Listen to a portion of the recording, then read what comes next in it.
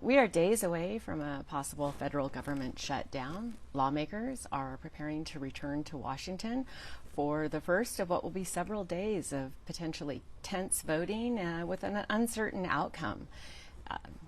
Speaker Kevin McCarthy is trying to get his Republican majority on board.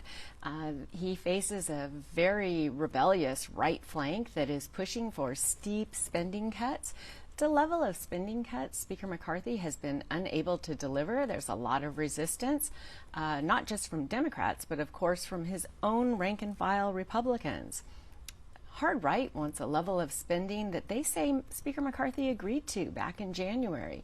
But Speaker McCarthy cut a deal with President Joe Biden that has since become law that sets the spending levels slightly higher than what those Republicans agreed to back at the start of the year. They, however, are still fighting for that lower level of cuts. It's deep spending to programs and government services that Americans rely on. Many of the hard right Republicans say it would be no problem if the government shuts down.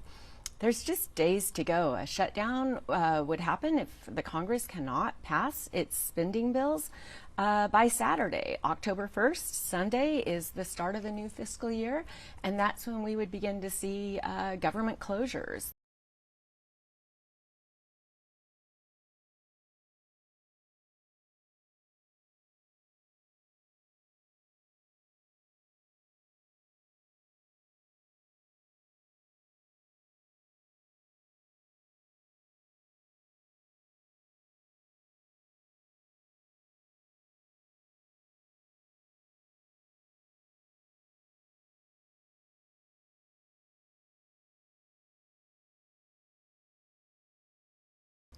That said, even if the House is able to get its bills over the finish line, they still need to be reconciled with the Senate. And the Senate, which is controlled by Democrats, has no interest in this deep level of spending cuts.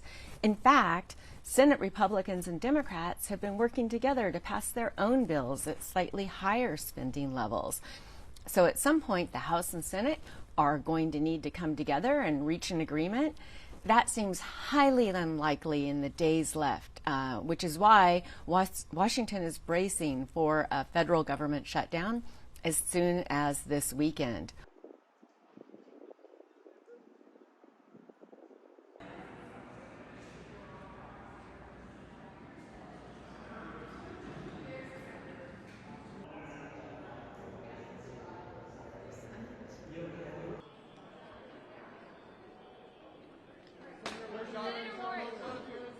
Senator Warren.